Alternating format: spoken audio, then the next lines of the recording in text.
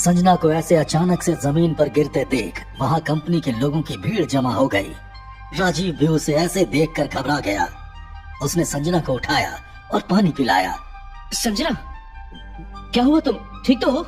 राजीव ने कई बार उससे पूछा, लेकिन संजना जैसे किसी सदमे में थी। उसने उसकी बात का कोई जवाब नहीं दिया और बस फूट फूट कर रोने लगी। संजना, ऐसे रोने से क्या होगा? मुझे बताओ कि क्या बात है, सब ठीक तो है? कुछ देर रोने के बाद संजना ने बहुत मुश्किल से खुद को संभाला और कंपनी से बाहर जाने लगी, लेकिन उससे सही से चला भी नहीं जा रहा था। इसलिए राजीव उसे सहारा देकर बाहर की तरफ ले गया। जैसे ही वो दोनों वहाँ से निकले, कंपनी में मौजूद लोग उनके बारे में बातें बनाने लगे। यार, आखिर चल क्या रहा है इन दोनों के बीच? मुझे तो लगता है कि कुछ गड़बड़ है। मतलब, तुम कहना क्या चाहते हो? यार, मैं जो कहना चाहता हूँ वो बिल्कुल साफ है। देखा नहीं तूने कैसे ये दोनों आजकल हमेशा साथ रहते हैं? मुझे तो लगता है कि पक्का इन दोनों के बीच में कुछ खिचड़ी पक रही है। कंपनी के सारे एम्प्लॉयज आपस में इसी तरह की बातें कर रहे थे। वहीं संजना जल्दी से पार्किंग में गई और कंपनी की अलॉट की गई कार की ड्राइविंग सीट पर बैठने लगी। ये देखकर राजीव ने उसका रास्ता रोक दिया। संजना, तुम कहीं जा रही हो? तुम्हारी तबीयत भी ठीक नहीं है। आखिर बताओ कि बात क्या है? राजीव को इतने हक से पूछते देख संजना को अंदर ही अंदर काफी अच्छा लगा। उसने राजीव की आंखों में ध्यान से देखा, जहां उसे अपने लिए फिक्र साफ नजर आ रही थी। बंटी, हॉस्पिटल चलो, मेरे पापा की तबीयत ठीक नहीं है। संजना की बात सुनकर राजीव समझ गया कि मैटर जरूर सीरियस था। इसलिए उसने बिना कुछ कहे गर्दन हाँ में हिला दी और संजना को पैसेंजर सीट पर बैठने का बोलकर खुद ड्राइविंग सीट पर बैठ गया। संजना ने बहुत लंबे टाइम से अपनी फीलिंग्स को अपने अंदर दबा रखा था, लेकिन आज राजीव के पूछने पर वो उससे अपनी मन की बातों को और नहीं छिपा पाई। मेरे पापा एक आर्किटेक्ट थे। एक बार एक साइट पर विजिट करते हुए एक्सीडेंटली उन्हें सीने में चोट लग गई। चोट ज्यादा गहरी तो नहीं थी, लेकिन लापरवाही की वजह से उस चोट में इन्फेक्शन हो गया और बढ़ते बढ़ते वो इतना बढ़ गया है कि अब उन्हें सर्जरी की जरूरत है। डॉक्टर्स का कहना है कि जितना जल्दी हो सके उनकी सर्जरी हो जानी चाहिए, लेकिन मैं चाहकर भी उनका इलाज नहीं करवा पा रही हूँ। ये कहते हुए संजना चुप हो गई। उसकी आंखों से अभी भी आंसू गिर रहे थे। आंखें लाल और सूजी हुई थी, जिन्हें देखकर राजीव को मन ही मन बहुत बुरा लग रहा था। तुम बिल्कुल भी चिंता मत करो संजना, सब ठीक हो जाएगा, चिंता मत करो। ये सुनकर संजना ने हाँ में गर्दन हिलाई। थोड़ी ही देर में वो दोनों हॉस्पिटल पहुंच गए।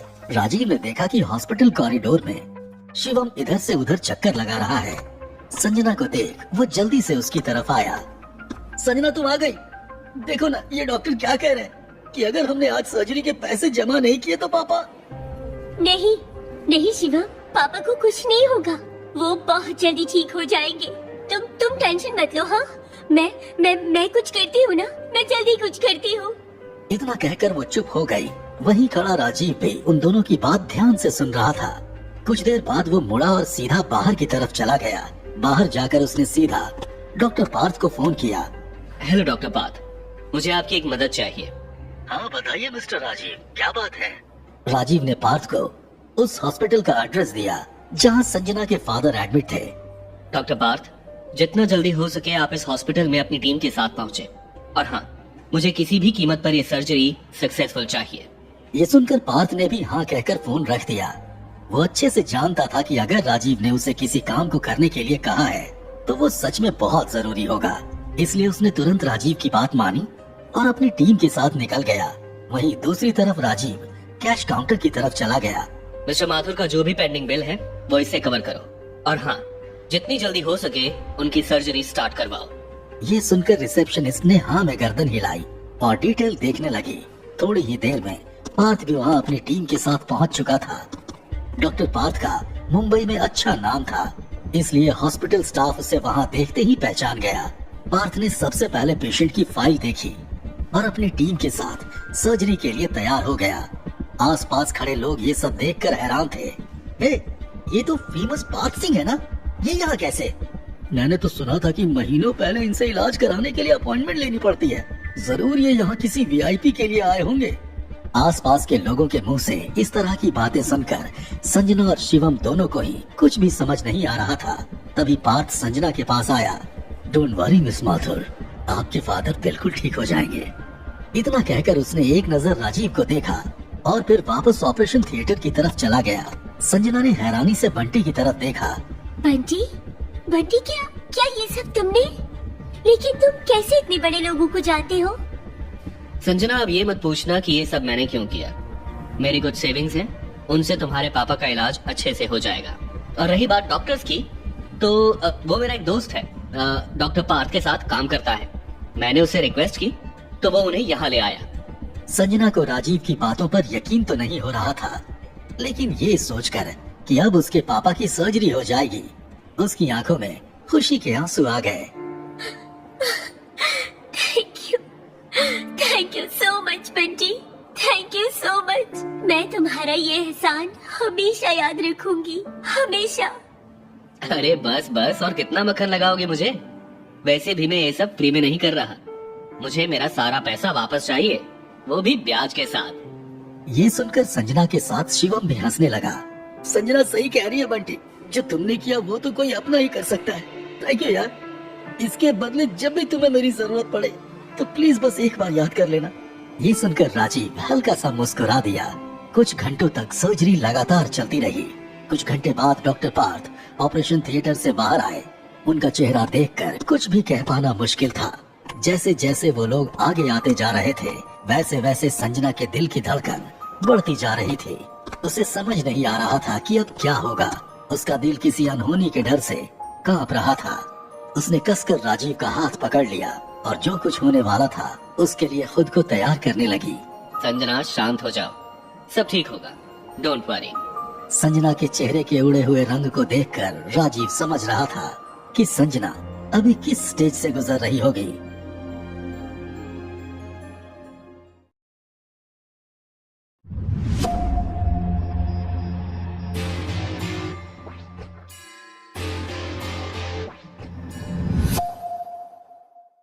संजना को ऐसे अचानक से जमीन पर गिरते देख वहां कंपनी के लोगों की भीड़ जमा हो गई। राजीव भी उसे ऐसे देखकर घबरा गया। उसने संजना को उठाया और पानी पिलाया। संजना, क्या हुआ? तुम ठीक तो हो? राजीव ने कई बार उससे पूछा, लेकिन संजना जैसे किसी सदमे में थी। उसने उसकी बात का कोई जवाब नहीं दिया और बस फूट फूट कर रोने लगी। संजना, ऐसे रोने से क्या होगा? मुझे बताओ कि क्या बात है, सब ठीक तो है? कुछ देर रोने के बाद संजना ने बहुत मुश्किल से खुद को संभाला और कंपनी से बाहर जाने लगी, लेकिन उससे सही से चला भी नहीं जा रहा था। इसलिए राजीव उसे सहारा देकर बाहर की तरफ ले गया। जैसे ही वो दोनों वहाँ से निकले, कंपनी में मौजूद लोग उनके बारे में बातें बनाने लगे। यार, आखिर चल क्या रहा है इन दोनों के बीच? मुझे तो लगता है कि कुछ गड़बड़ है। मतलब, तुम कहना क्या चाहते हो? यार, मैं जो कहना चाहता हूँ वो बिल्कुल साफ है। देखा नहीं तूने कैसे ये दोनों आजकल हमेशा साथ रहते हैं? मुझे तो लगता है कि पक्का इन दोनों के बीच में कुछ खिचड़ी पक रही है। कंपनी के सारे एम्प्लॉइज आपस में इसी तरह की बातें कर रहे थे। वहीं संजना जल्दी से पार्किंग में गई और कंपनी की अलॉट की गई कार की ड्राइविंग सीट पर बैठने लगी। ये देखकर राजीव ने उसका रास्ता रोक दिया। संजना, तुम कहीं जा रही हो? तुम्हारी तबीयत भी ठीक नहीं है, आखिर बताओ कि बात क्या है? राजीव को इतने हक से पूछते देख संजना को अंदर ही अंदर काफी अच्छा लगा। उसने राजीव की आंखों में ध्यान से देखा, जहां उसे अपने लिए फिक्र साफ नजर आ रही थी। बंटी, हॉस्पिटल चलो, मेरे पापा की तबीयत ठीक नहीं है। संजना की बात सुनकर राजीव समझ गया कि मैटर जरूर सीरियस था। इसलिए उसने बिना कुछ कहे गर्दन हाँ में हिला दी और संजना को पैसेंजर सीट पर बैठने का बोलकर खुद ड्राइविंग सीट पर बैठ गया। संजना ने बहुत लंबे टाइम से अपनी फीलिंग्स को अपने अंदर दबा रखा था, लेकिन आज राजीव के पूछने पर वो उससे अपने मन की बातों को और नहीं छिपा पाई। मेरे पापा एक आर्किटेक्ट थे। एक बार एक साइट पर विजिट करते हुए एक्सीडेंटली उन्हें सीने में चोट लग गई। चोट ज्यादा गहरी तो नहीं थी, लेकिन लापरवाही की वजह से उस चोट में इन्फेक्शन हो गया और बढ़ते बढ़ते वो इतना बढ़ गया है कि अब उन्हें सर्जरी की जरूरत है। डॉक्टर्स का कहना है कि जितना जल्दी हो सके उनकी सर्जरी हो जानी चाहिए, लेकिन मैं चाहकर भी उनका इलाज नहीं करवा पा रही हूँ।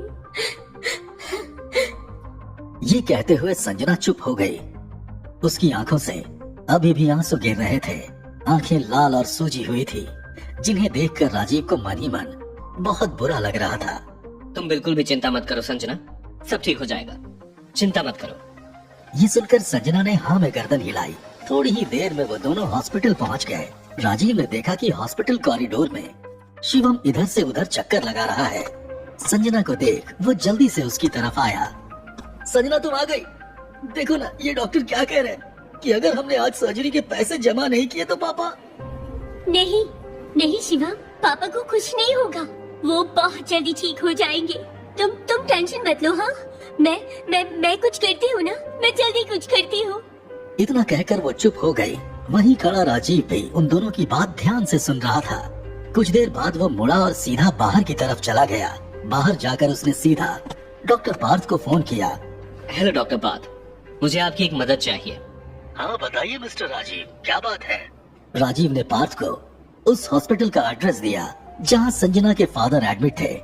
डॉक्टर पार्थ, जितना जल्दी हो सके आप इस हॉस्पिटल में अपनी टीम के साथ पहुंचे, और हाँ, मुझे किसी भी कीमत पर ये सर्जरी सक्सेसफुल चाहिए। ये सुनकर पार्थ ने भी हाँ कहकर फोन रख दिया। वो अच्छे से जानता था कि अगर राजीव ने उसे किसी काम को करने के लिए कहा है तो वो सच में बहुत जरूरी होगा। इसलिए उसने तुरंत राजीव की बात मानी और अपनी टीम के साथ निकल गया। वहीं दूसरी तरफ राजीव कैश काउंटर की तरफ चला गया। मिस्टर माथुर का जो भी पेंडिंग बिल है वो इससे कवर करो, और हाँ, जितनी जल्दी हो सके उनकी सर्जरी स्टार्ट करवाओ। ये सुनकर रिसेप्शनिस्ट ने हाँ में गर्दन हिलाई और डिटेल देखने लगी। थोड़ी ही देर में पार्थ भी वहाँ अपनी टीम के साथ पहुँच चुका था। डॉक्टर पार्थ का मुंबई में अच्छा नाम था, इसलिए हॉस्पिटल स्टाफ उसे वहाँ देखते ही पहचान गया।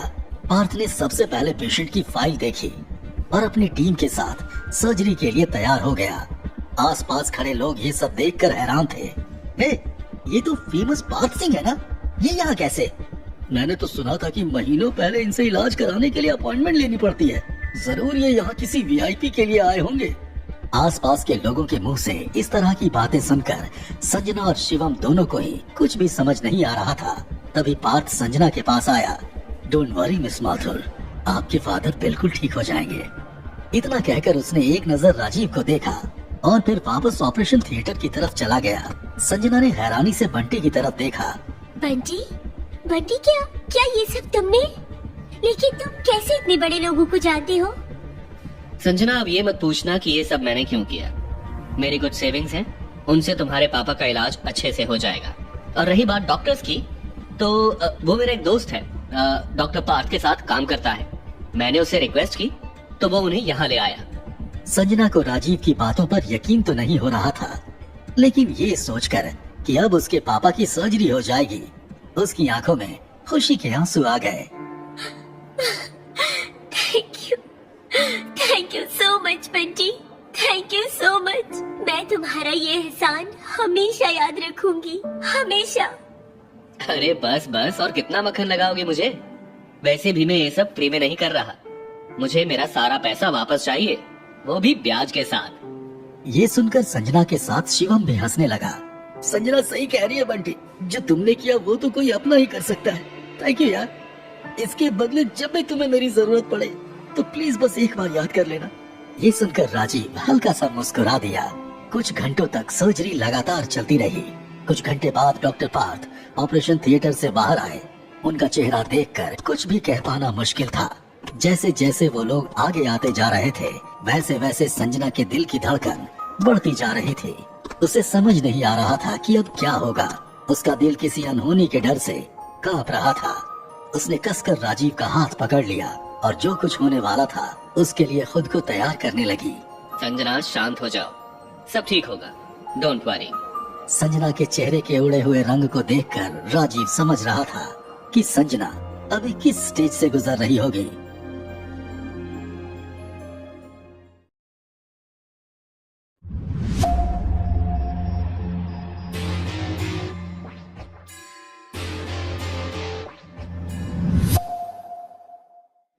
संजना को इतना डरा हुआ देखकर डॉक्टर पार्थ हल्का सा मुस्कुराए। डोंट वरी मिस माथुर, आपके फादर बिल्कुल ठीक हैं। कुछ ही देर में उन्हें वार्ड में शिफ्ट कर दिया जाएगा, लेकिन अभी उन्हें आराम की जरूरत है, इसलिए अभी आप उनसे नहीं मिल सकती। आप चाहे तो उन्हें दूर से देख सकती हैं। ये सुनकर संजना ने हाँ में गर्दन हिला दी। Thank you doctor, thank you. वो इसके आगे भी कुछ कहना चाहती थी, लेकिन उसकी आवाज ने जैसे उसका साथ ही नहीं दिया।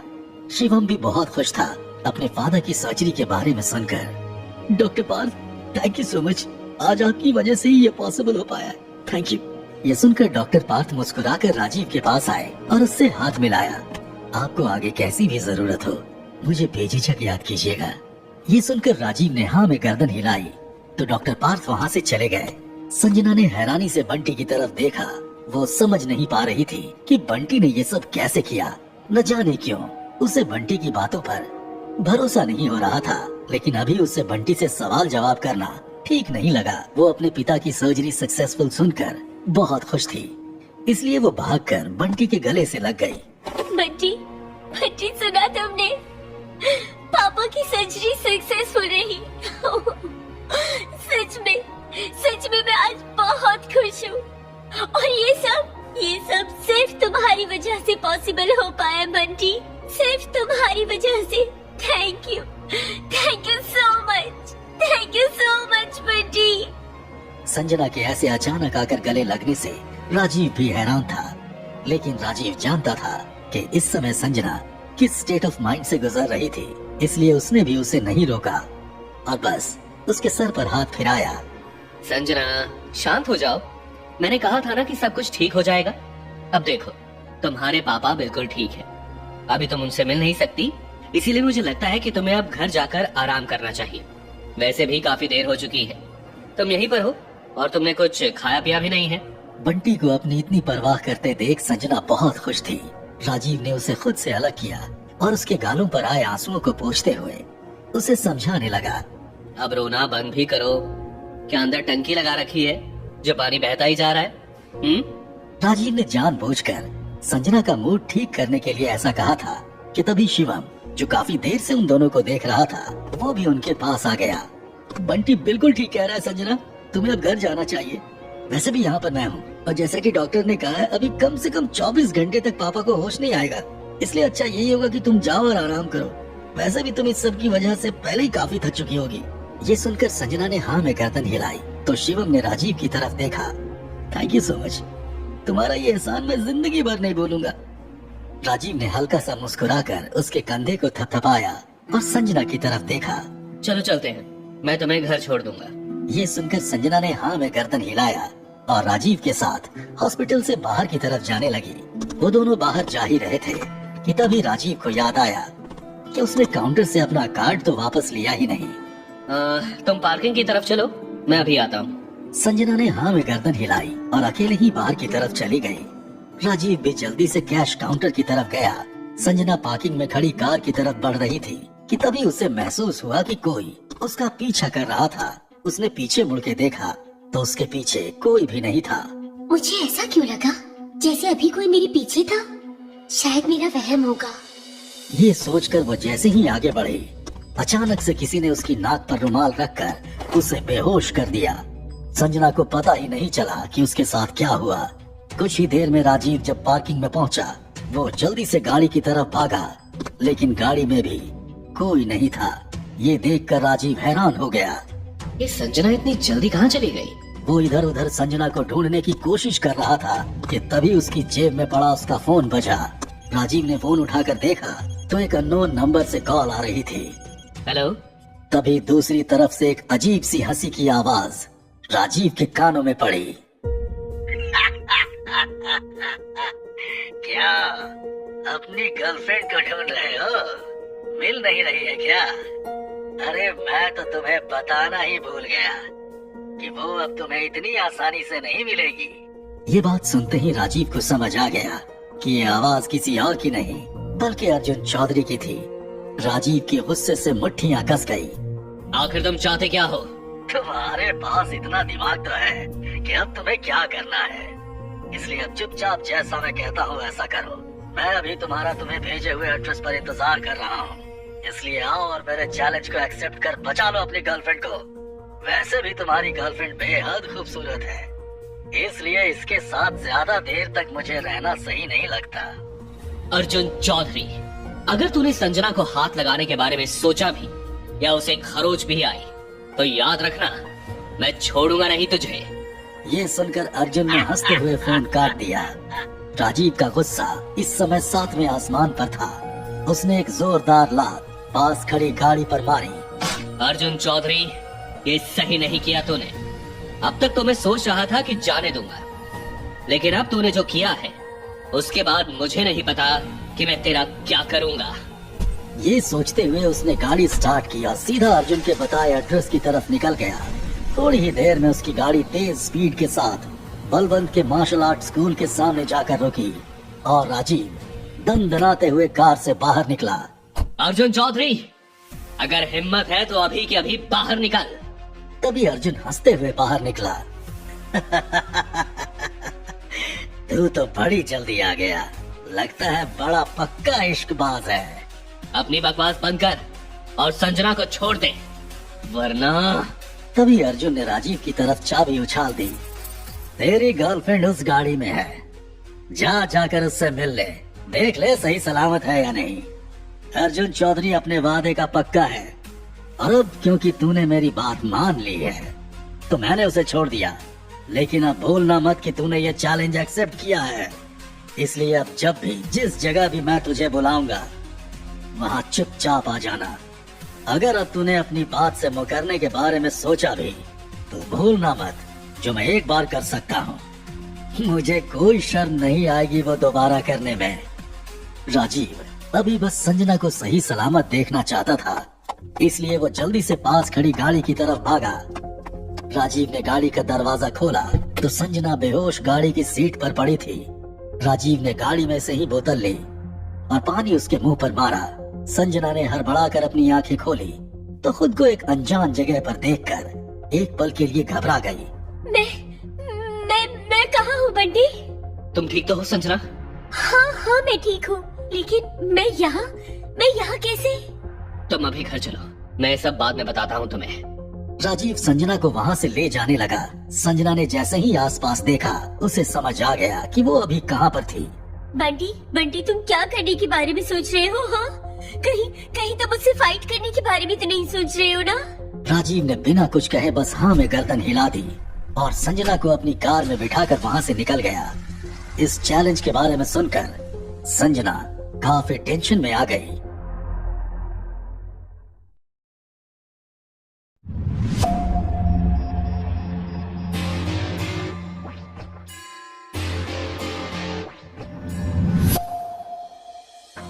संजना नहीं चाहती थी कि ये फाइट हो, इसलिए उसने राजीव को समझाने की कोशिश की। क्या तुम पागल हो गए हो? तुम्हें क्या लगता है अगर तुमने संग्राम चौधरी को हरा दिया तो तुम अर्जुन चौधरी को भी हरा दोगे? ऐसा बिल्कुल नहीं है, ये तुम्हारी गलतफहमी है बंटी। अर्जुन संग्राम से बहुत अलग है और वो उससे बहुत ज्यादा ताकतवर भी है।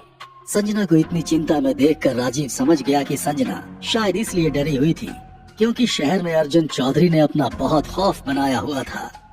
तुम बिल्कुल भी चिंता मत करो, क्या पता वो मुझसे हार जाए, तुम ऐसे पॉजिटिव भी तो सोच सकती हो। ये सुनकर संजना स्पीचलेस हो गई। उसे समझ नहीं आ रहा था कि वो अब क्या करे।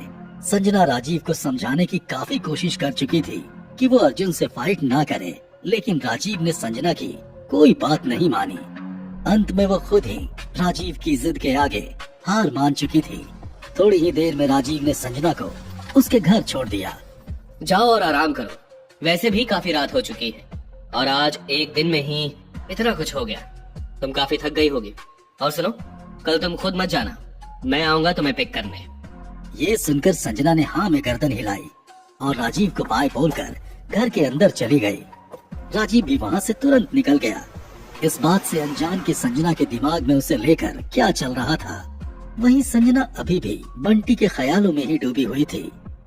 ओह माय गॉड, ये तो मैंने पहले सोचा ही नहीं। बंटी ने आज मेरे लिए कितना कुछ किया, यहाँ तक कि जिस चैलेंज को वो एक्सेप्ट नहीं करना चाहता था, सिर्फ मेरे लिए उसने उसे भी एक्सेप्ट कर लिया। कहीं मैं कोई सपना तो नहीं देख रही हूँ ना? और अब वो कल मुझे पिक करने भी आएगा।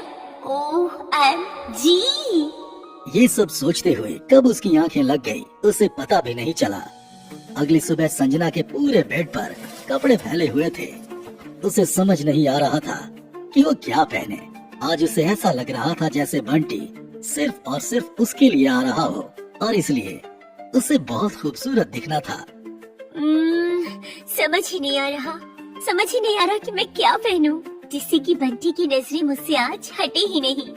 ये सब सोचते हुए उसने एक व्हाइट कलर की शॉर्ट ड्रेस पहनी जिसमें वो बेहद खूबसूरत लग रही थी। तभी उसे बाहर से गाड़ी के हॉर्न की आवाज आई तो वो जल्दी से अपना पर्स लेकर बाहर की तरफ भागी। राजीव ने उसे आते देख गाड़ी का दरवाजा अंदर से खोल दिया। Good morning Bunty.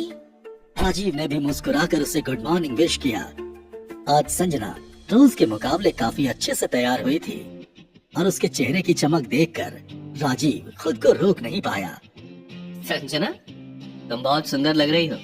क्या बात है, कुछ खास है क्या आज? ये सुनकर संजना शर्मा गई। नहीं, ऐसा तो कुछ भी नहीं है। बस आज काफी टाइम के बाद ना सब कुछ बहुत अच्छा लग रहा है, शायद इसलिए। ये सुनकर राजीव को लगा कि शायद संजना अपने पापा की ठीक होती तबीयत की वजह से खुश थी, इसलिए वो भी हल्का सा मुस्कुरा दिया। थोड़ी ही देर में वो दोनों ऑफिस पहुंच चुके थे।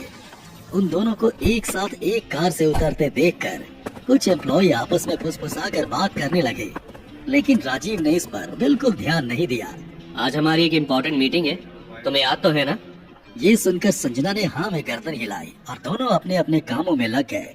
राजीव अपने कैबिन में बैठकर आज होने वाली मीटिंग की तैयारी कर रहा था और कुछ पेपर वर्क कंप्लीट कर रहा था कि तभी संजना उससे कुछ पूछने के लिए आई और वहीं बैठ गई। तो बंटी, तुमने फाइट के बारे में क्या सोचा है? इसमें सोचना क्या है, जो होगा देखा जाएगा।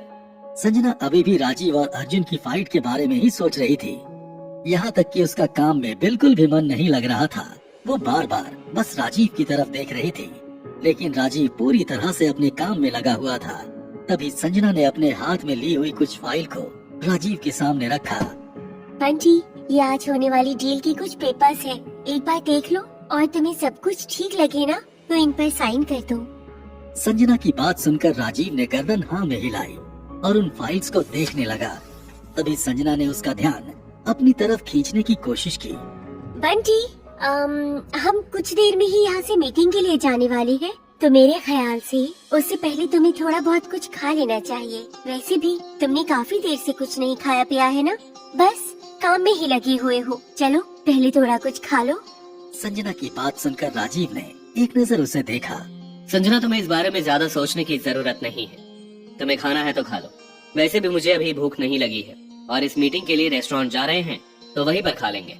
राजीव की बात सुनकर संजना ने गर्दन हाँ में हिला दी और फिर पास ही रखा अपना जूस का ग्लास राजीव के सामने रख दिया। संजना, मैं जानता हूँ तुम नहीं मानने वाली हो। ठीक है, मैं जूस पी लेता हूँ। इतना कहकर राजीव ने वो जूस पी लिया। ये देखकर संजना के चेहरे पर एक बहुत अच्छी सी मुस्कान आ गई। बंटी, मेरे ख्याल से अब हमें चलना चाहिए, वरना हमें देर हो जाएगी। ठीक है, चलते हैं। ये कुछ फाइल्स हैं, इन्हें साथ ले लो। इतना कहकर राजीव ने कुछ फाइल संजना की तरफ बढ़ा दी और दोनों ऑफिस से बाहर की तरफ जाने लगे। तभी संजना ने राजीव को टोका। तो तुमने सब कुछ ले लिया है ना? कुछ भूल गए हो तो मैं ले आऊं? राजीव को संजना का ये बर्ताव थोड़ा अजीब लगा, क्योंकि पहले कभी संजना ने ऐसा नहीं किया था। लेकिन फिर उसने गर्दन हाँ में हिला दी और दोनों गाड़ी की तरफ चल दिए। देखो देखो, फिर से घूमने चल दी दोनों तोता मैना की जोड़ी। ये कहकर लोग आपस में उन दोनों का मजाक उड़ाकर बात करने लगे। इस बात से अनजान की लोगों की नजरें उन दोनों का लगातार पीछा कर रही थी। राजीव आगे चल रहा था और संजना हल्की सी मुस्कान के साथ उसके पीछे आ रही थी। वो खुश थी कि वो राजीव के साथ थी। कार स्टार्ट करते ही राजीव का फोन बजने लगा। हेलो वाइफी, क्या हुआ, सब ठीक तो है? राजीव के मुंह से जैसे ही संजना ने वाइफ सुना तो वो हैरान रह गई। उसे तो पता ही नहीं था कि राजीव की शादी हो चुकी थी। कुछ नहीं, बस ऐसे ही कॉल किया मैंने। तुम्हारी याद आई तो सोचा कि तुम्हें फोन कर लूं। अच्छा, मेरी याद आ रही थी। वैसे मैं भी कुछ देर पहले तुम्हारे साथ ही तो था। अब इतनी जल्दी मेरी याद कैसे आ रही है तुम्हें? राजीव ने प्रिया को छेड़ते हुए कहा। तुम मेरे हस्बैंड हो, मैं जब चाहे तुम्हें याद कर सकती हूँ और कॉल भी कर सकती हूँ। तुम्हें कोई प्रॉब्लम है क्या, या फिर तुम बिजी हो? नहीं, मुझे कोई प्रॉब्लम नहीं है। वैसे मैं अभी ड्राइव कर रहा हूँ। दरअसल मेरी मीटिंग है, क्लाइंट ने एक रेस्टोरेंट में बुलाया है, तो मैं वही जा रहा हूँ संजना के साथ। ओह, शायद फिर मैंने गलत टाइम पर तुम्हें कॉल कर दिया। नहीं, ऐसी बात नहीं है। वैसे क्लाइंट एक लेडी है मैंने सुना है कि उनसे डील करना बहुत मुश्किल है। डोंट नो क्या होगा मीटिंग में। तुम फिक्र मत करो, सब ठीक होगा। वैसे तुम उस लेडी के लिए फ्लावर्स लेकर जाओ, अच्छा इंप्रेशन पड़ेगा इससे। प्रिया, तुम ये कैसी बातें कर रही हो? मैं इन सब बातों पर बिलीव नहीं करता। मुझे लगता है कि मेरा काम इतना अच्छा है कि वो जो भी होगी मेरे काम से ही इम्प्रेस हो जाएगी। चलो ठीक है पापा, मान लिया। जैसा तुम्हारा दिल करे वैसा करो। वैसे मैं अब फोन रखती हूँ, हाँ मुझे भी कुछ काम है। Bye, love you. Love you too my love. ये कहकर राजीव ने मुस्कुराकर फोन रख दिया। वहीं राजीव की बातें सुनकर संजना का दिमाग तो पूरी तरह से घूम गया था। उसे समझ ही नहीं आ रहा था कि आखिर ये सब क्या हुआ।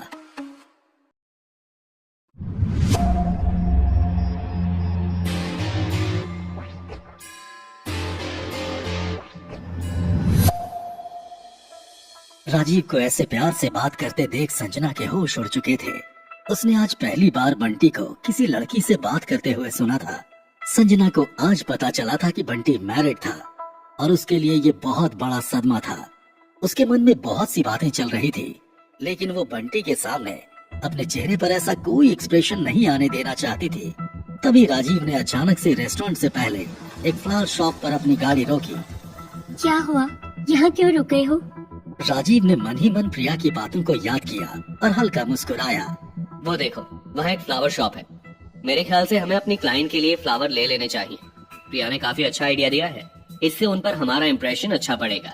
इतना कहकर राजीव अपनी गाड़ी से उतरा। वहीं संजना को ये अच्छा नहीं लग रहा था कि राजीव ने प्रिया के एक बार कहने पर ही उसकी फ्लावर देने वाली बात मान ली। हाँ, इस आइडिया में भला अच्छा क्या ही है। और पहले तो ये बंटी कह रहा था कि ऐसा करना जरूरी नहीं है, फिर अब क्या हो गया? कुछ ही देर में राजीव अपने हाथ में व्हाइट फ्लावर्स का बुके लेकर आया और उसने वो फ्लावर बुके संजना के हाथ में पकड़ा दिया। संजना उन फ्लावर्स को लेकर हल्का सा मुस्कुराई। वो ऐसे खुश हो रही थी कि जैसे वो उसी के लिए हो। क्या ये बंटी मेरे लिए लाया है? पर अगर ऐसा होता तो वो मुझे कुछ तो बोलता। संजना के मन में इस टाइम प्रिया और राजीव को लेकर बहुत कुछ चल रहा था। उसे अपने अंदर कुछ खाली सा महसूस हो रहा था।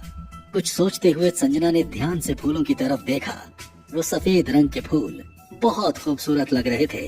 उनमें से हल्की सी खुशबू भी आ रही थी। उन फूलों की तरफ देखते हुए अचानक ही संजना मुस्कुराने लगी। तभी राजीव का ध्यान संजना की तरफ गया। क्या हुआ संजना, तुम मुस्कुरा क्यों रही हो? ये सुनकर संजना एकदम से नॉर्मल होने की कोशिश करने लगी। नहीं, कुछ भी नहीं। बस मैं तो ऐसे ही वो मैं ये कह रही थी कि फ्लावर्स बहुत अच्छे हैं, बेहद खूबसूरत। संजना की बात सुनकर राजीव ने हाँ में अपनी गर्दन हिलाई और फिर से ड्राइव करने पर ध्यान देने लगा। आज उसे संजना कुछ बदली बदली सी लग रही थी। कुछ ही देर में वो उस रेस्टोरेंट में पहुंच गए जहां पहले से ही उनकी क्लाइंट उनका वेट कर रही थी। जैसे ही राजीव वहां पहुंचा, उसने संजना की तरफ इशारा करते हुए उन फूलों को अपने हाथ में लेने की कोशिश की, लेकिन संजना ने जल्दी से आगे बढ़कर वो फूल राजीव के हाथ में ना देकर सीधा उस लेडी को दे दिए। हेलो मैम, आई होप कि आपको ज्यादा इंतजार नहीं करना पड़ा होगा। सामने ब्लैक बिजनेस सूट में बैठी लेडी संजना की बात पर हल्का सा मुस्कुराई और राजीव की तरफ देखा। अरे नहीं नहीं, ऐसा कुछ भी नहीं है। मैं अभी कुछ देर पहले ही आई हूँ। And thank you so much for this beautiful bouquet. Sanjana ने भी मुस्कुराकर हाँ में अपनी गर्दन हिलाई। वहीं संजना का ये अजीब सा बर्ताव देखकर राजीव को कुछ अजीब लगा। आज इस संजना को क्या हुआ है? सुबह से ही अजीब बर्ताव कर रही है। ये सोचते हुए राजीव ने कुछ देर उस लेडी से बातें की। उन तीनों ने साथ में लंच किया और उसके बाद डील के बारे में बातें होनी शुरू हो गई। उस लेडी के साथ कुछ और भी लोग आए थे जो उसके स्टाफ से ही थे। बातों ही बातों में राजीव ने संजना को इंट्रोड्यूस करवाया। सॉरी मिस कशिश, मैं आपको इनसे इंट्रोड्यूस करवाना भूल गया। ये मेरी कलीग होने के साथ ही मेरी बहुत अच्छी दोस्त है, संजना माथुर। संजना के चेहरे पर यह सुनकर बड़ी सी मुस्कान आ गई। उसे अच्छा लगा कि राजीव ने उसे अपनी दोस्त कहा। कुछ देर बाद जब मीटिंग खत्म होने के साथ ही मिस कशिश ने राजीव के साथ अपनी डील फाइनल कर दी। ये सुनकर संजना बहुत खुश और एक्साइटेड हो गई। ये देख कशिश ने राजीव और संजना की तरफ देखकर मुस्कुराते हुए कहा, वेल आई मस्ट से, वाकई आप दोनों की जोड़ी बहुत अच्छी है और आप दोनों साथ में बहुत अच्छे लगते हो। कशिश की बात सुनकर राजीव कंफ्यूज हो गया। उसे समझ नहीं आया कि मिस कशिश ने ऐसा क्यों कहा। वो उसे बताना चाहता था कि वो दोनों सिर्फ दोस्त थे, कपल नहीं। वो कुछ कहने ही वाला था कि तभी संजना ने उसकी बात बीच में ही काट दी। Thank you so much ma'am for this compliment. हमें भी आपके साथ काम करके बहुत मजा आएगा। इस टाइम संजना के चेहरे पर एक अलग सी मुस्कान थी। वहीं आसपास खड़े लोग संजना के चेहरे की ये मुस्कान देखकर और उसका ऐसा बर्ताव देखकर अच्छी तरह समझ रहे थे कि क्या चल रहा था। वहीं राजीव को तो जैसे कुछ समझ ही नहीं आ रहा था। आखिर इस संजना को क्या हो गया है आज? ये ऐसे बिहेव क्यों कर रही है? मुझे तो ऐसा लग रहा है जैसे आज मैं एक नई संजना से मिल रहा हूँ। कुछ देर और इधर उधर की बातें करने के बाद वो सब वहाँ से चले गए। वहीं राजीव और संजना अभी भी रेस्टोरेंट में ही बैठे हुए थे। राजीव से जब रहा नहीं गया तो उसने पूछ लिया, संजना एक बात बताओ, आज तुम्हारी तबीयत तो ठीक है ना? कहीं तुमने कुछ उल्टा सीधा तो नहीं खा लिया? संजना ने राजीव की ये बात सुनकर मुंह बना लिया। तुम कहना क्या चाहते हो बंटी? ऐसा भी मैंने क्या किया जो तुम ऐसी बात कर रहे हो? राजीव का मन तो कर रहा था कि वो उससे साफ साफ पूछ ले, लेकिन कहीं संजना को बुरा न लग जाए, ये सोचकर वो रुक गया। उसने बात बदल दी। अच्छा ये सब छोड़ो और ये बताओ कि तुम्हारे पापा कैसे हैं अब? शिवम ने कुछ बताया? कब मिल सकते हैं उनसे? हाँ मेरी बात हुई थी सुबह शिवम से। उसने बताया कि पापा को अभी अंडर ऑब्जर्वेशन रखा गया है ताकि उन्हें कोई इन्फेक्शन ना हो। अभी तो उनसे किसी को भी मिलने नहीं दिया जा रहा है, इसलिए मैं भी मिलने नहीं गई हूँ। ऐसे ही इधर उधर की बातों के बीच दिन ढल चुका था। तभी संजना के दिमाग में एक आइडिया आया। बंटी क्यों ना हम आज सेलिब्रेट करें? क्या सेलिब्रेट करना है तुम्हें? अरे भाई आज हमने कंपनी के लिए एक इतनी बड़ी डील साइन की है तो सेलिब्रेट करना तो बनता है। और सच बताऊं तो आज मैं बहुत खुश हूँ, इसलिए भी मैं इस दिन को सेलिब्रेट करना चाहती हूँ। तुम्हें चलना है तो चलो, वरना मैं तो चली। राजीव ने आज से पहले संजना को इतने खुलकर बात करते नहीं देखा था। उसे समझ नहीं आ रहा था कि वो क्या करे। संजना आज काफी खुश है, ऐसे में मैं उसे मना करूंगा तो उसका मूड खराब हो जाएगा। क्या करूं? लेकिन इससे पहले कि वो कुछ सोच पाता, संजना वहाँ से उठकर उस रेस्टोरेंट के दूसरी तरफ जहाँ क्लब बना हुआ था वहाँ पहुँच गई। बेटा बेटा मेरे लिए एक वाइन की बोतल लेकर आओ। आज मैं बहुत खुश हूँ, इसलिए मैं सेलिब्रेट करना चाहती हूँ। उसका ऑर्डर सुनकर वेटर जल्दी से एक वाइन की बोतल लेकर आया, लेकिन इससे पहले कि वो उस बोतल से ग्लास में वाइन डालता, संजना ने वो बोतल उसके हाथ से ले ली और देखते ही देखते उसने आधी बोतल वाइन खत्म कर दी। वेटर के साथ आसपास के लोग भी ये देखकर हैरान हो गए। अब तक राजीव भी वहाँ पहुँच चुका था, लेकिन अपने सामने का नजारा देखकर उसे यकीन नहीं हो रहा था।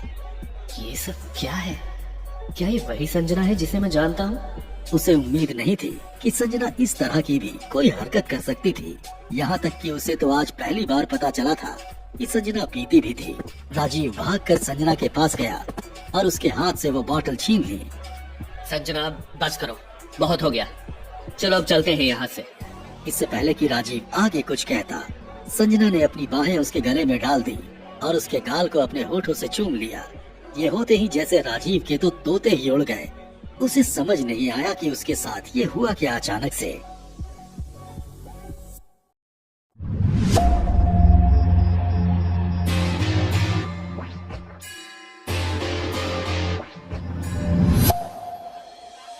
राजीव ने एक झटके से संजना को खुद से दूर किया और हल्के गुस्से में डांटा।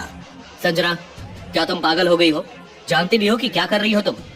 होश में आओ संजना और चलो यहाँ से। संजना राजीव की बात सुनकर हंसने लगी और खुद को उससे छुड़ाकर जाने की कोशिश करने लगी, लेकिन राजीव ने उसे जाने नहीं दिया। छोड़ो मुझे बंटी, मुझे अभी और पीनी है। मुझे पीने दो, मुझे नहीं जाना घर पर। छोड़ो, मुझे और पीनी है। सुना नहीं तुमने? संजना ये बोले जा रही थी, लेकिन राजीव ने उसकी एक बात भी नहीं सुनी। वो समझ चुका था कि अगर इससे ज्यादा संजना ने पी तो उसे संभालना मुश्किल हो जाएगा। राजीव ने संजना का हाथ पकड़ा और उसे वहाँ से बाहर ले आया। संजना राजीव के हाथ में अपना हाथ देखकर अजीब तरह मुस्कुराने लगी। उसे शांत देखकर राजीव ने उसे कार में बिठाया और खुद ड्राइव करने लगा।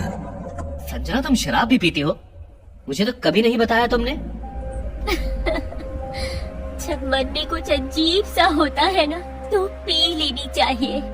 वैसे भी खुद को रोककर क्या फायदा।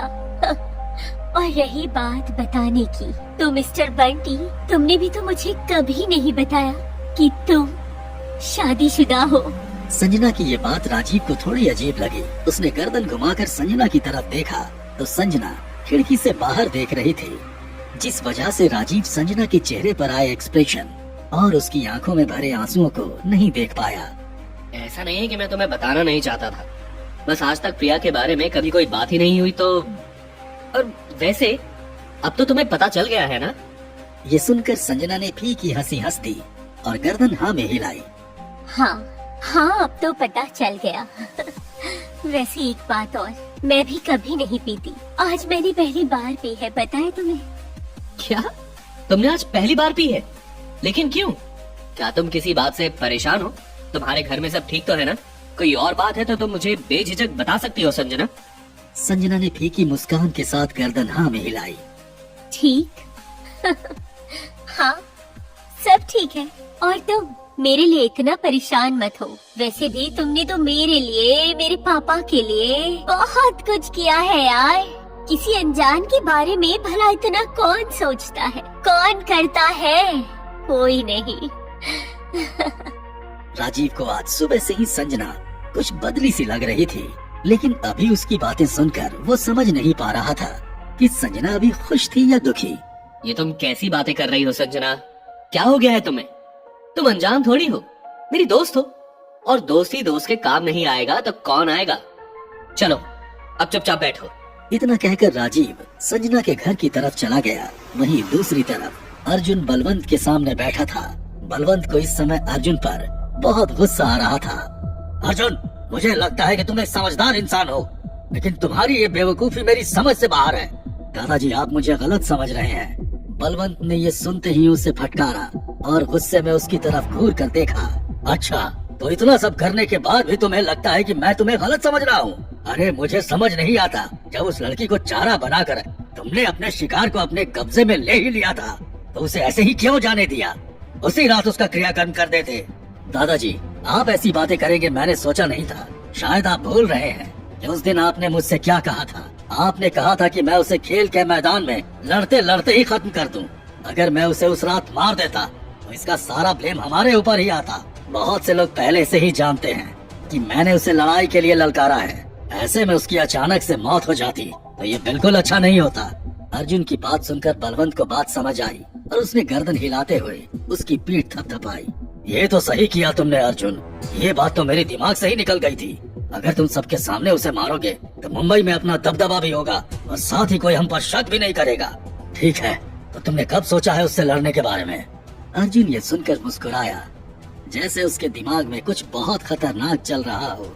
वहीं उन दोनों से कुछ दूरी पर बैठा संग्राम अपने दादाजी को अर्जुन की तारीफ करते हुए देखकर मन ही मन कुढ़ रहा था। दादाजी को तो भाई के अलावा कुछ नजर ही नहीं आता। उनकी 100 गलतियां भी माफ, और मेरी ये गलती का ढिंढोरा भी रोज पीटते रहते हैं। कभी कभी तो लगता है जैसे मैं इनका सगा पोता हूँ ही नहीं। अगली सुबह जब संजना की आंख खुली तो उसके सर में बहुत तेज दर्द हो रहा था, लेकिन उसे समझ नहीं आ रहा था कि उसके सर में इतना दर्द हो क्यों रहा है। संजना ने पिछले दिन को याद किया तो उसे अपनी हरकतें याद आ गई। संजना को बंटी को गले लगाना और उसे किस करना भी याद है, जिसे याद करते ही वो खुद में ही शर्माने लगी। तभी अचानक से उसका फोन बजा। फोन पर शिवम का नंबर देखकर उसने जल्दी से फोन उठाया। संजना, पापा को होश आ गया है, जल्दी से हॉस्पिटल आ जाओ, और डॉक्टर ने भी परमिशन दे दी है और अब हम उनसे मिल सकते हैं। ये सुनकर संजना खुश हो गई। वाह, ये तो तुमने सुबह सुबह बहुत अच्छी खबर दी है शिवम। ठीक है, मैं अभी हॉस्पिटल आती हूँ। ये कहते ही वो उठी और जल्दी से तैयार होकर हॉस्पिटल चली गई। अस्पताल जाते हुए उसने राजीव को भी मैसेज कर दिया था। थोड़ी देर बाद संजना जब हॉस्पिटल पहुंची तो शुभम पहले से ही अपने पापा के साथ उनके वीआईपी कमरे में था। उसके पापा अभी सोए हुए थे। वीआईपी कमरे में अपने पापा को देखकर पहले तो संजना को कुछ समझ नहीं आया। उसे कंफ्यूज देखकर शिवम उनके पास आया। ये सब बंटी ने किया है, उसकी काफी अच्छी जान पहचान है इस हॉस्पिटल में, यहाँ तक कि उसने सारा बिल भी भर दिया। ये सुनकर संजना जितना हैरान थी, शिवम उतना ही खुश था। लेकिन ऐसा कैसे हो सकता है? उसके पास इतने पैसे कहाँ से आए? वो तो खुद। इससे पहले कि वो आगे कुछ कह पाते, शिवम ने उसकी बात काट दी। देखो संजना, उसने बुरे टाइम में हमारी मदद की है, तो हमें ये सोचना छोड़कर कि उसने ये सब कैसे किया, इस बात के लिए थैंकफुल होना चाहिए। मैं इस बात के लिए थैंकफुल हूँ, बिल्कुल हूँ, लेकिन कुछ नहीं। अब जो भी है, अंत में उसने हमारी मदद की है। ये सुनकर संजना ने हाँ में गर्दन हिलाई। तभी राजीव भी वहाँ आ गया। संजना, अब तुम्हारे पापा कैसे हैं? संजना ने अपने पापा की तरफ इशारा किया। वो ठीक है, बस सो रहे हैं अभी। ये सुनकर राजीव मिस्टर माथुर के पास गया, जिनके चेहरे पर कमजोरी की वजह से झुर्रियां साफ दिखाई दे रही थी। तभी डॉक्टर भी कमरे में आ गए और उन्होंने राजीव और संजना को मिस्टर माथुर के बारे में बताया। मिस्टर माथुर अब बिल्कुल ठीक है, कुछ दिनों तक उन्हें हॉस्पिटल में ही रहना होगा, उसके बाद हम उन्हें डिस्चार्ज कर देंगे। ये सुनकर संजना शिवम बहुत खुश हो गए। राजीव ने भी गर्दन हाँ में हिलाई तो डॉक्टर वहाँ से चले गए। तभी मिस्टर माथुर को भी होश आ गया और वो भी राजीव से मिलकर काफी खुश हुए और उससे थैंक यू भी कहा।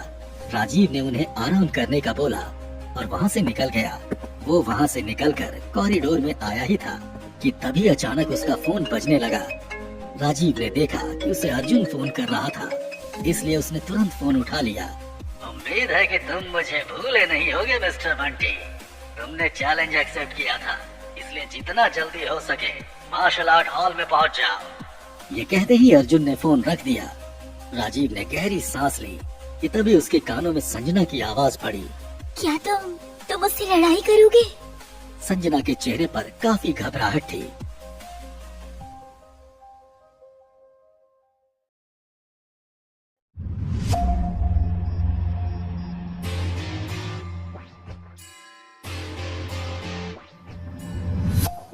जहां संजना को राजीव की बहुत टेंशन हो रही थी, वहीं दूसरी तरफ बलवंत चौधरी एक ऊंचे स्टूल पर बैठे थे।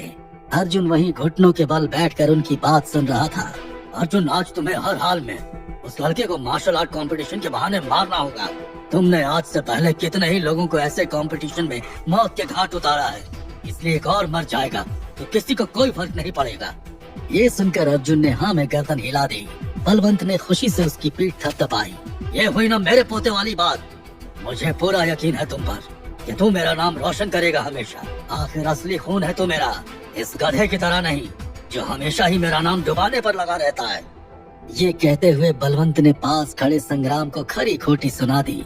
संग्राम तो पहले ही उन दादा पोते की जोड़ी से चिढ़ा बैठा था और अब दादाजी के ताने सुनकर उसका भी खून खौलने लगा। अगर सच में ये बुढ़ा मेरा दादा नहीं होता तो मैं इसका कत्ल कर देता किसी दिन। जब देखो बस भाई की तारीफों के पुल बांधते रहते हैं, मैं तो जैसे इन्हें दिखाई नहीं देता।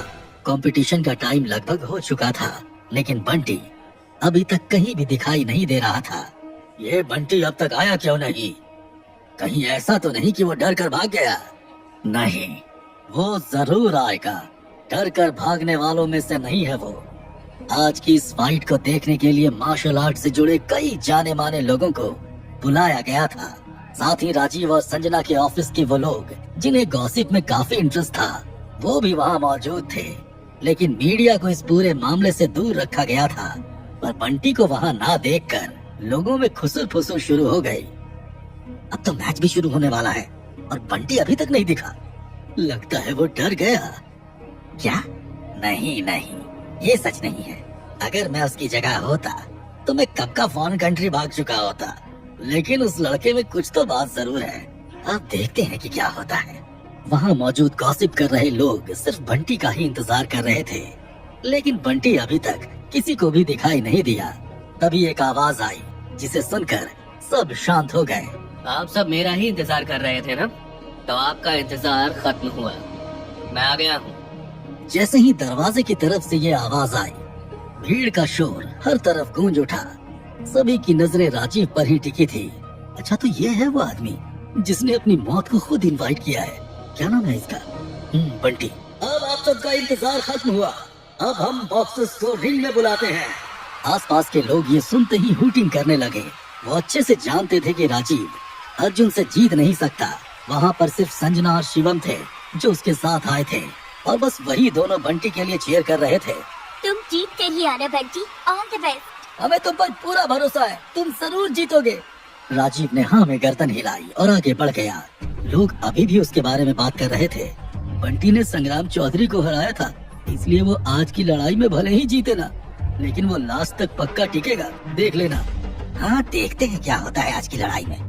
वैसे संग्राम और अर्जुन में जमीन आसमान का अंतर है, इसलिए कुछ भी कहा नहीं जा सकता।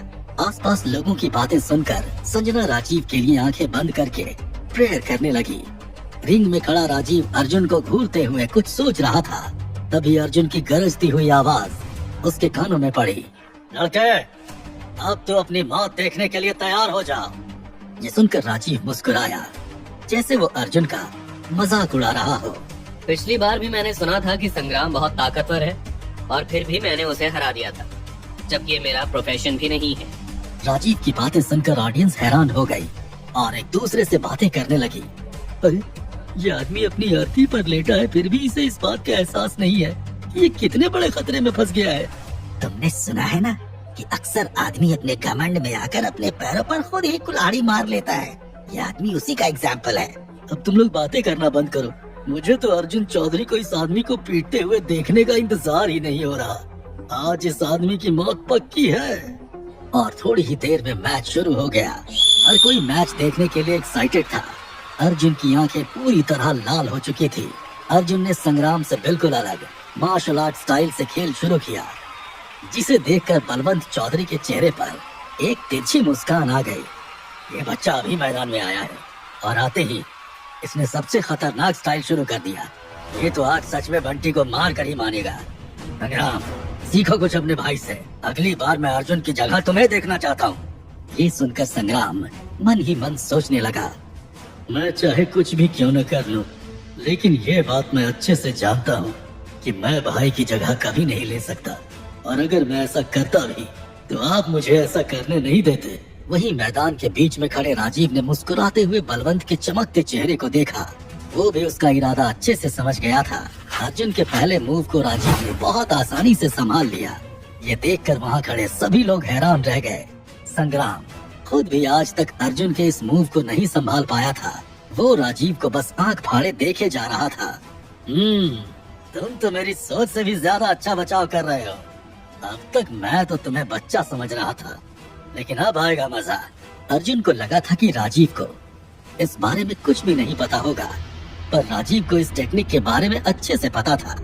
अर्जुन तेजी से आगे बढ़ा और राजीव पर वार कर दिया, लेकिन एक बार फिर राजीव ने उसे बहुत तेजी के साथ रोक लिया।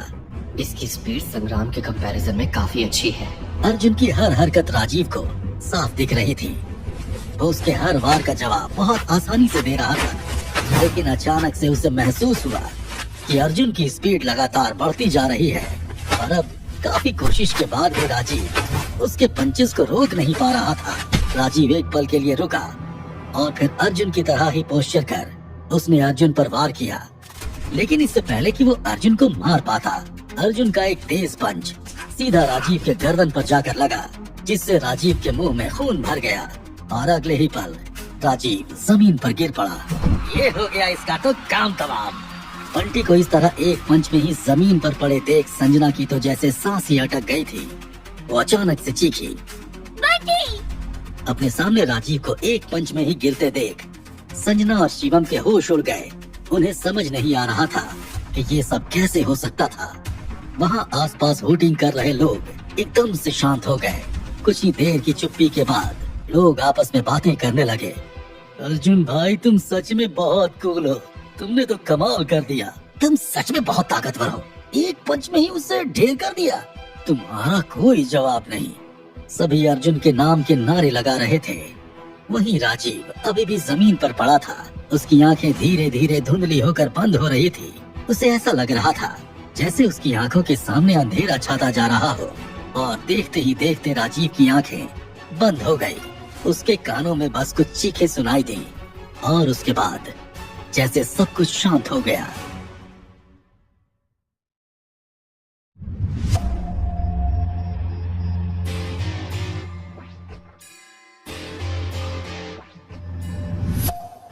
राजीव की आंखें बंद होते ही अर्जुन उसके पास गया और उसे कॉलर से पकड़कर ऐसे उठाया जैसे वो कोई सामान हो। ये देखकर संजना को बहुत गुस्सा आ रहा था। वो चिल्ला रही थी, चीख रही थी, लेकिन उस भीड़ में उसकी आवाज किसी को भी सुनाई नहीं दे रही थी। बंटी, तुम तो बहुत बड़ी बड़ी बातें कर रहे थे, क्या हुआ?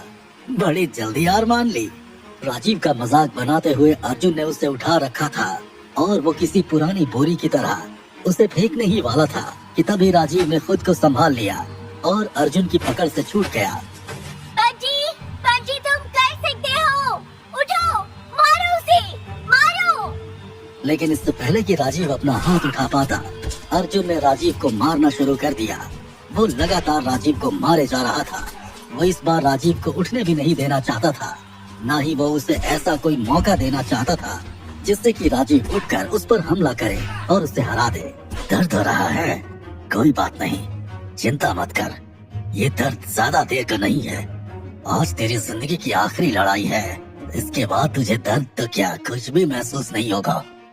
ये कहते हुए अर्जुन ने अपने हाथ के बाजू को ऊपर किया और राजीव पर अटैक करने ही वाला था कि तभी राजीव ने अर्जुन के हाथ में एक निशान देखा। ये निशान एक टैटू की तरह था। उस टैटू को देखने के बाद राजीव गहरी सोच में पड़ गया। इसके हाथ पर एक टैटू जैसा निशान?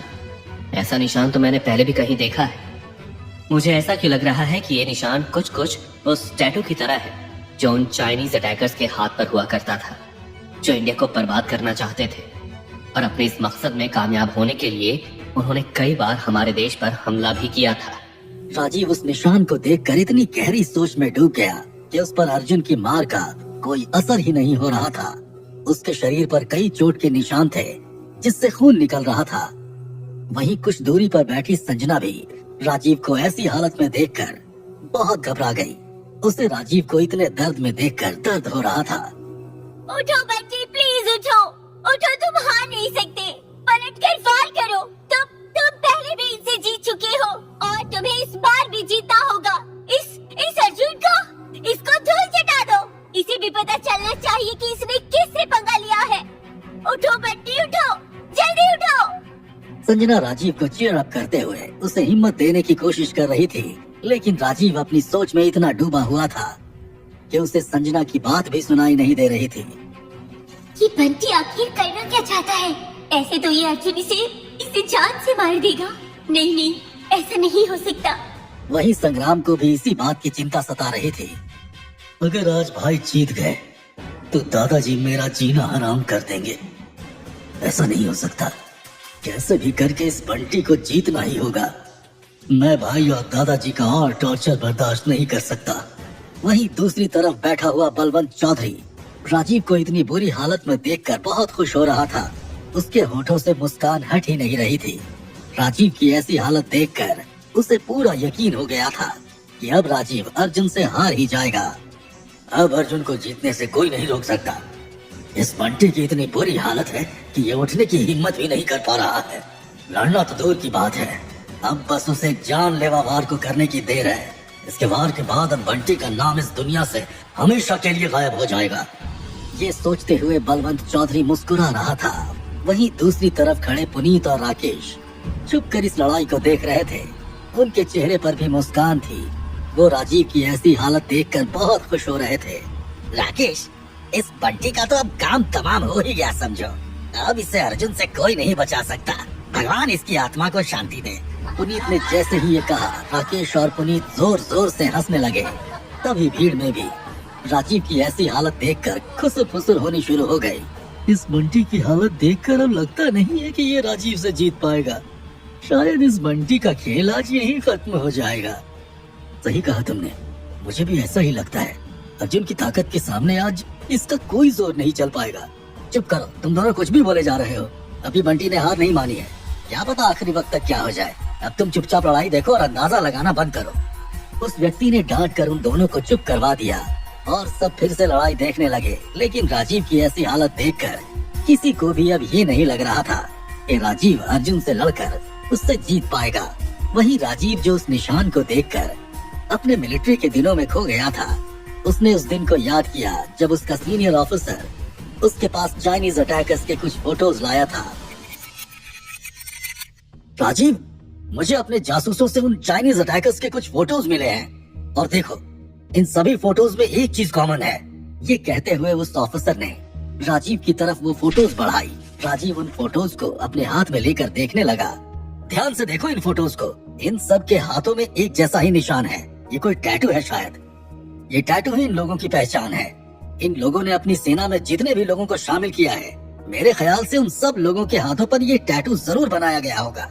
और एक बात और पता चली है, इस चीनी सेना में सिर्फ चीनी लोग ही नहीं, बहुत से इंडिया के गद्दार भी शामिल हैं। राजीव ने उन फोटोज को बड़े गौर से देखा तो उसे पता चला कि अभी उसके सीनियर ने जो कहा था वो बिल्कुल सच है। उन फोटोज में इंडियन भी शामिल थे। वही सबके हाथ पर एक जैसा टैटू बना हुआ था। उस दिन को याद करके और उन फोटोज को याद करके राजीव ने फिर से बड़े गौर से अर्जुन के हाथ की तरफ देखा। उसके हाथ पर बिल्कुल वैसा ही टैटू था।